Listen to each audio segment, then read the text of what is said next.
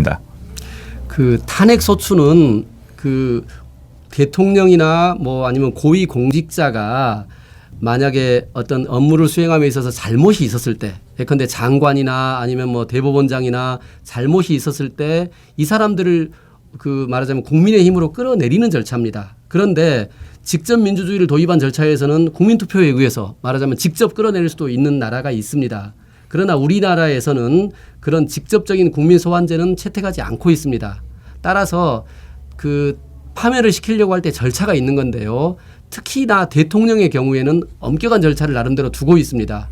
국회에서 재적의원 3분의 2가 찬성을 해서 먼저 이 사람을 탄핵 소추하겠다 하고 의결을 먼저 1단계로 해야 되고요. 그거를 최종적으로 헌법재판소에서 그래 6명이 찬성해가지고 9명 중에 6명이 찬성해가지고 이 사람은 파면하는 게 맞다 아니다 파면할 정도는 아니다 하고 기각한다 이런 판단들을 하는 이원화된 구조를 가지고 있는 게 현재의 탄핵 절차입니다. 지금 현 단계는 국회에서 3분의 2 이상이 결의를 해서 헌법재판소로 넘어온 상태이고요.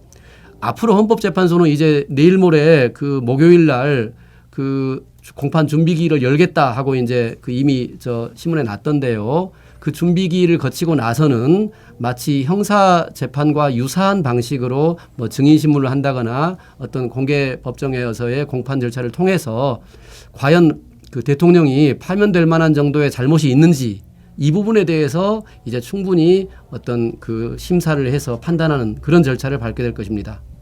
네, 그렇군요. 탄핵과 관련된 제도도 있고 이제 소환 제도를 두고 있는 나라도 있는데 이제 우리나라 같은 경우는 지방자치단체장이나 지방 의원들 같은 경우에는 소환 주민 소환 제도라는 방식을 통해 채택하고 있지만 국회의원이나 대통령 같은 국가를 대표하는 선출직에 대해서는 소환 제도를 특별히 두고 있지 않고 민주적 정당성을 가진 국회를 통해서 소추가 되고 그리고 이제 법치주의의 한 헌법기관인 헌법재판소에서 이제 심판을 하는 이원화된 구조를 가지고 있다는 말씀인데요. 미국 같은 경우는 이제 양원제를 택하고 있고 이제 의회에서 다 탄핵 소추와 이제 결정이 다 나는데 우리와는 좀 이제 다른 구조를 좀 가지고 있는 것 같습니다. 그러면 이제 향후 탄핵 심판 절차가 개시되면 여기에 대한 방청도 이제 하실 생각이 있으신지? 그건 이제 저희도 한번 의논을 해봐야 되는데요. 뭐 어쨌든 탄핵 심판도 공개 심판으로 진행을 하겠다고 얘기를 한 상태니까 뭐 꼭 제가 아니라 하더라도 저희 민변에서 적극적으로 방청을 해야 된다, 모니터링 해야 된다 이렇게 생각하고 있습니다. 헌법재판소 같은 경우는 그 이런 중요한 사건에 대해서는 주로 뭐 방송을 통해서도 이제 공개적으로 쭉 진행을 방송을 통해서도 하고 있지 않습니까? 그래서 꼭 뭐 직접적으로 방청을 가지 않아도 될 것 같은데 그렇다면 역으로 지금 최순실 씨 사건 같은 경우도 비록 이제 형사 재판이긴 하지만 여러 가지 피고인의 권리를 보호한다든가 이런 측면이 있겠지만 방송을 통해서 쭉 방영될 가능성은 있을까요? 저도 그러면은 당첨 그 응모권 줄 안 서고 저도 편할 것 같습니다만은 아직 좀 우리 사법부는 이렇게 방송을 통해서 그 재판을 공개하는 것에 대해서는 좀 꺼려하는 분위기라서요. 좀 더 지켜봐야 될 것 같습니다. 탄핵 절차 같은 경우도 헌법재판소법에서 며칠 안에 끝내야 된다. 아까 이제 형사재판 같은 경우는 1심에서 6개월 이내에 끝내야 된다고 하셨는데 헌법재판 같은 경우에는 어떤 규정을 두고 있는지 또 이제 그것이 지켜질 것인지 혹은 더 빨리 이루어질 수는 없는지 이거에 대한 국민적 관심사가 되게 많은 것 같은데요. 간단하게 설명을 좀 부탁드리겠습니다. 그 헌법재판소 법에서는 180일로 정하고 있습니다. 따라서 6개월 이내에 탄핵 심판을 마무리해야 됩니다. 그러나 뭐 이거를 훈시 규정이다, 권고 규정이다 이렇게 말을 하면서 이것도 장애받지 않고 더 할 수 있다는 견해도 없지는 않습니다.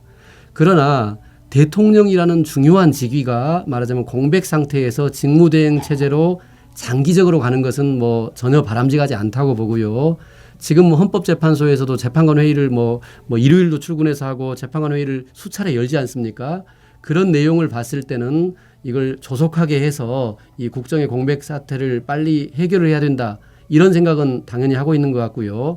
다만 이제 여야 정치권에서는 파면 결정이 만약에 이루어지게 되면 60일 내에 보궐선거를 해야 되기 때문에 말하자면 빨리 끝나면 누가 유리하다, 늦게 끝나면 누가 유리하다 이런 식으로 이제 뭐 논란이 되고 있는데요. 그렇게 여야의 어떤 정치인의 유불리로 따질 문제는 아니고요. 정말 이렇게 그 국정의 공백 사태를 빨리 해결하고 지금 뭐 국내외적으로도 굉장히 어려운 경제든 외교든 안보든 정말 어려운 게 저희 현실 아니겠습니까? 이 현실을 빨리 안정화시키고 그 헌정 질서를 회복하기 위해서도 뭐 조속한 결정이 필요하다고 봅니다. 뭐 지금 예견에서는 뭐 3월 중순까지는 답이 나온다 아니면 뭐 얼마 더 걸린다 이런 얘기가 나오고 있는데요. 뭐 정치적으로 보더라도 4월 퇴진하겠다 이게 그 대통령의 입장이었기 때문에 적어도 그 전에는 답이 나와야지 된다 이렇게 저는 생각합니다. 네, 알겠습니다. 그 민변은 사실 탄핵 소추에서도 뭐 특별히 대리인으로 민변 회원 변호사들이 현재 들어가 있는 것 같지는 않고요. 그리고 이 그 최순실 사건 같은 경우도 직접적으로 저희가 변호인이라든가 뭐 이제 다른 특별한 지위는 갖고 있지 않은데 이렇게 열심히 방청을 하고 또 의견을 내는 것이 좀 어떤 의미가 있는지 민변은 도대체 왜 이런 일을 하고 있는지에 대해서 좀 의아하게 생각하시는 분들도 분명히 있을 수 있을 거라고 생각해서요. 거기에 대해서 간단하게만 좀 설명을 해주시면 좋을 것 같습니다.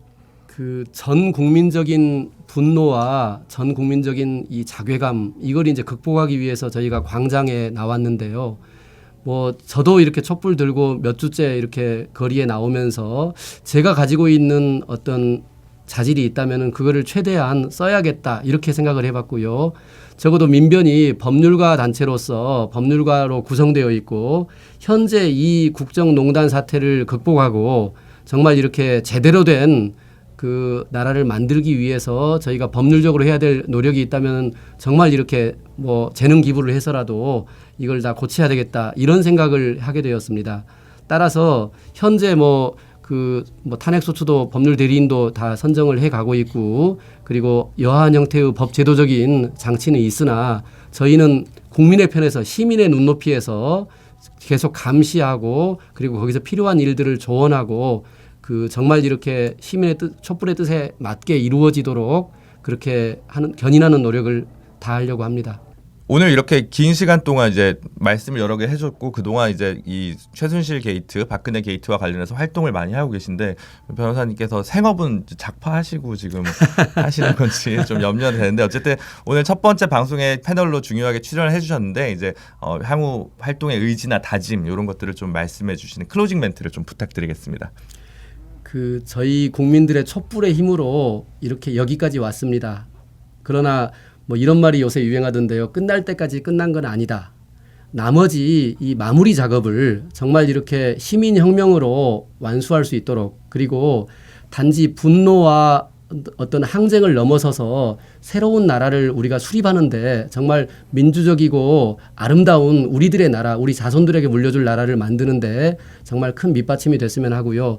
지금 하고 있는 것은 그냥 탄핵이고 어떤 법 제도지만은 더 나아가서는 저희의 우리가 원하는 나라를 정말 이렇게 건설하는데 이렇게 새로운 희망들이 많이 생겼으면 합니다. 지금 저희 뭐 외신에서도 저희 촛불에 대해서 정말 성숙된 민주주의라고 칭찬하고 있다지 않습니까? 정말 노벨 평화상감이라고 저도 생각을 하고요. 그 힘 받들어서 저희도 열심히 노력하겠습니다. 감사합니다. 네, 감사합니다. 민변에서 팟캐스트 방송을 준비를 사실은 하고 있었는데요. 주변에서 세간에서 많은 우려가 있었습니다. 분명히 재미없을 것이다. 분명히 망할 것이다. 네, 그런데 오늘 첫 방송이 얼마나 그 예상된 비판을 벗어났는지는 저도 사실 좀 의문입니다. 앞으로는 조금 더 즐겁고 좀 더 흥미로운 방송을 할 수 있도록 노력을 하겠고요. 일단 저희 민변에서는 파일럿 형태로라도 탄핵 심판 절차가 종료될 때까지 시기마다 중요한 포인트에 대해서 시민 여러분들의 눈높이에 맞게 방송과 이야기를 들려드릴 수 있도록 준비하겠습니다. 오늘 길지도 짧지도 않은 시간 들어주셔서 감사드리고요. 다음 기약 없는 방송에서 또 탄핵 심판 과연 절차 어떻게 돼야 될 것인지 또 황교안 대통령 권한 대행의 역할은 무엇인지 등 뭐 여러 가지 법적 쟁점에 대해서 이야기를 다뤄보도록 하겠습니다. 네, 감사합니다.